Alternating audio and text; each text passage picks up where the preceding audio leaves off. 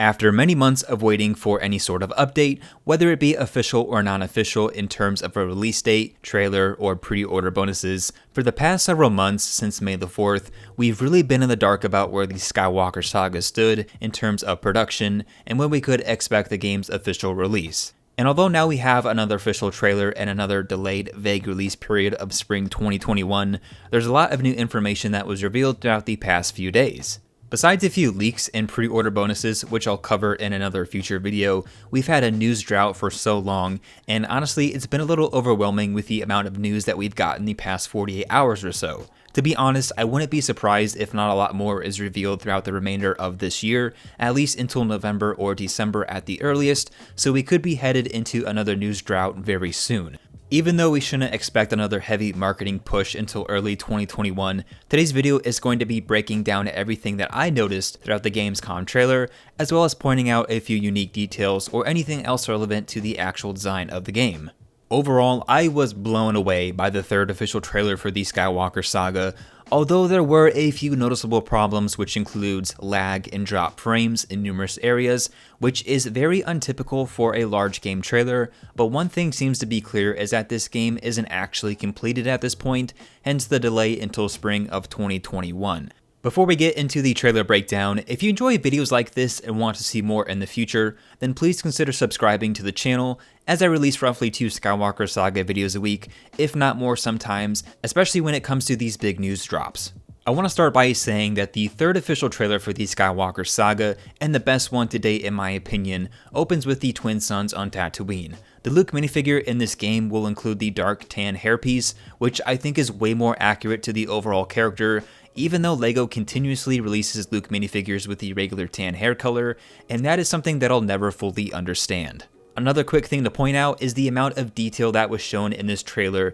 is unbelievable, such as the texture and colors of the environment, but also the way the environment reacts to the character's clothing, such as the dust clumps together on Luke's left shoulder, or in this case, his right shoulder. This amount of detail is something that we'll see across the entire trailer, and really enhances the details within this game, so it's no wonder why it's been pushed back yet again. The first piece of dialogue is from Luke, and it might be hard to tell, but this isn't actually the quote from Mark Hamill, but is instead another voice actor who is very similar sounding, and this will be the case for a lot of other characters throughout this entire game. In the shot of Luke's training on Dagobah, we see a picture of Luke, Han, and Leia featuring their Episode 4 attire, as well as what appears to be a postcard of Cloud City. After a quick shot of Luke and Vader on Cloud City, we switch over to the Boonta Eve Classic on Tatooine, where we see a figure of Rats Tyrell in his pod racer, making his first official LEGO appearance to the best of my knowledge, as I don't believe he was actually included in the complete saga.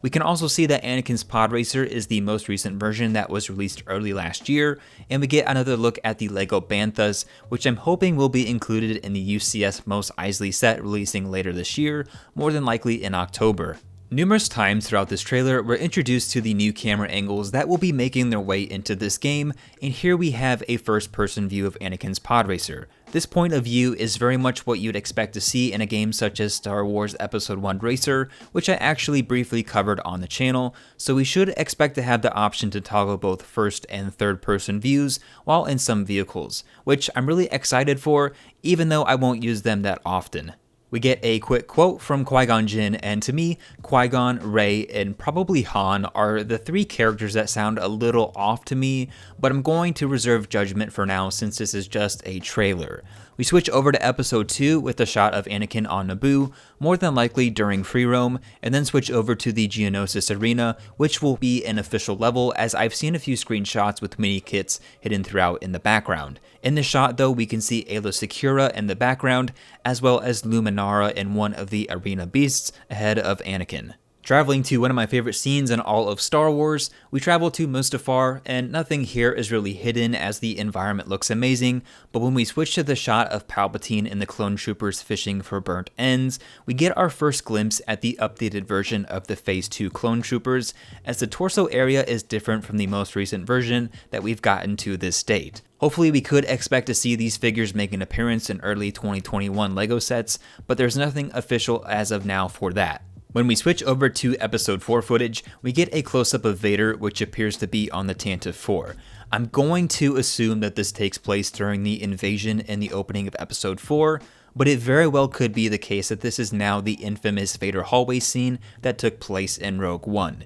As great as that might be, I do believe the scene will take place during the opening of A New Hope though. A few seconds later, we get to see these shooting mechanics on the Death Star, and these appear very similar to the Force Awakens video game in some aspects, but it has been confirmed that the aiming and shooting design has been fully updated for this game. We can also see on the right hand side a little dial that changes the color wheels, which is a nice callback to the design from those of the original LEGO Star Wars games. We switch over to the trench run, and it looks as if we'll have some more controls in this game when it comes to piloting an X-Wing, as you can barrel roll, and I would assume that you'd be able to do a number of tricks and spins in certain vehicles. We switch over to some gameplay of the Force controls as well as the updated speeder bike chase sequence, and I have to be honest, I really hope that this level in this game isn't as frustrating as the one in the Complete Saga was, because that was ridiculous. Luke drinks from the infamous blue milk, and interestingly enough, the deluxe version of this game will include blue milk Luke,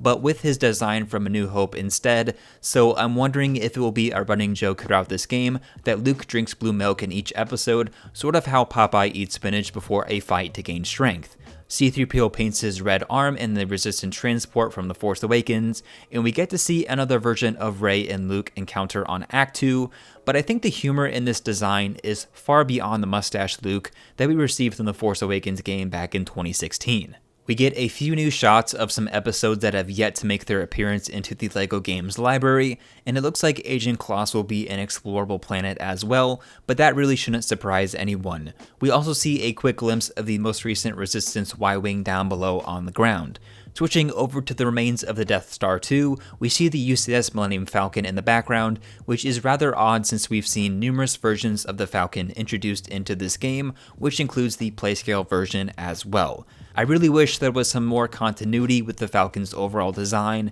and that they went with the UCS version throughout the entire game. During the Rey and Kylo fight on the Death Star 2's exterior, we get to see some new shots of the updated camera angles, as well as Kylo Ren's TIE Whisper in the background, so I would assume that during this fight it would take place in a linear fashion, as the characters slowly get closer to the vehicle before Rey stabs Kylo and later leaves, returning to Act 2. I would also assume that the blocking would be part of the fighting combat system in this game, and that we should expect to see some more enhanced fighting styles throughout. Later on, Rey is back on Tatooine at the Lars homestead, and it looks like this scene maybe takes place after the ending of Episode 9, The Rise of Skywalker, so maybe once the actual story is complete, we'll get to go on a few missions as Rey and the other members of the sequel trilogy. And who knows, maybe this game will even tie into the LEGO Holiday Special releasing this November in some small way. The next shot is of the Playscale Falcon on Cloud City, more than likely turning around to save Luke, and once again, here's where I'd like some more consistency with what Falcon is used throughout the entire game.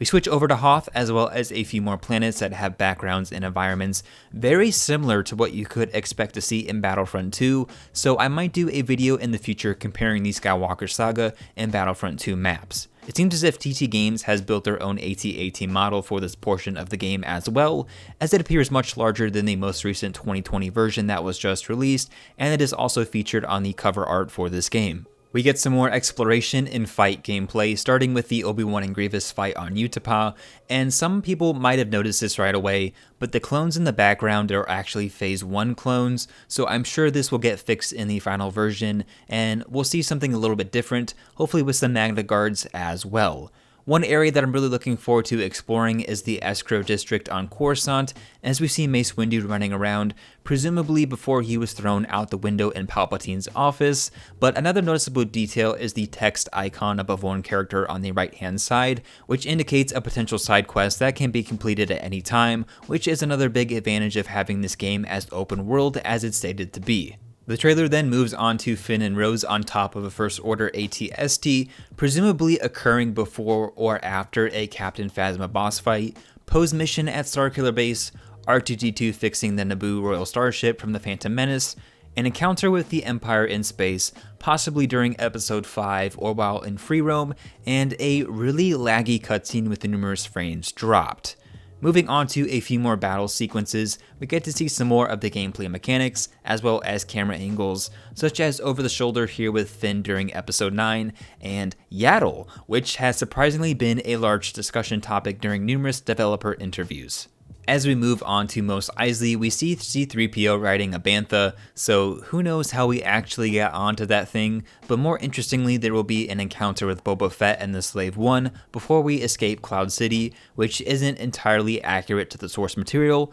but will make for a fun encounter nonetheless. There's confirmation that we'll get to pilot a ski speeder on Crate, and the trailer makes it very clear that Star Wars has changed who shot who first numerous times since Episode 4 was released back in 1977. Just to be clear though, Han shot first, and you'll never be able to change my mind on that one. At the very end of the trailer, we get to see how the classic LEGO humor will work hand in hand with the voice acting, and I think that we'll all be pleasantly surprised once the game is released with how much the voice acting really works in this game. There's still no word on if grunts will be an available option at some point, but for myself, I'm perfectly fine with the voice acting. The trailer then closes with the official confirmation that the game is delayed until spring of next year without a solid date, and this was done because WB Games and TT Games don't want to commit to a date they can't deliver on, which makes total sense in this case. The trailer also shows off the covers for the next-gen consoles, and personally, I will be getting the deluxe version of this game for the PlayStation 5,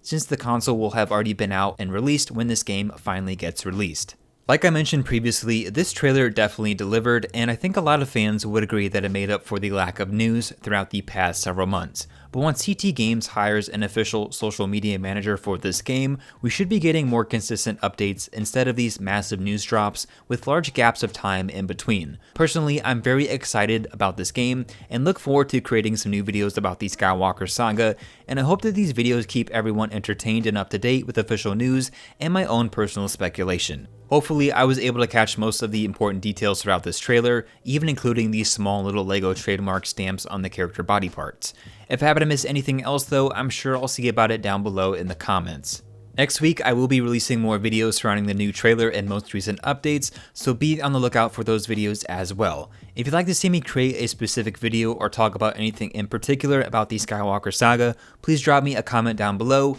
and if you haven't already, please be sure to subscribe to the channel to stay up to date with everything surrounding this game. As always, thanks for watching everyone, hope you're all staying safe out there, and I'll catch you in the next video.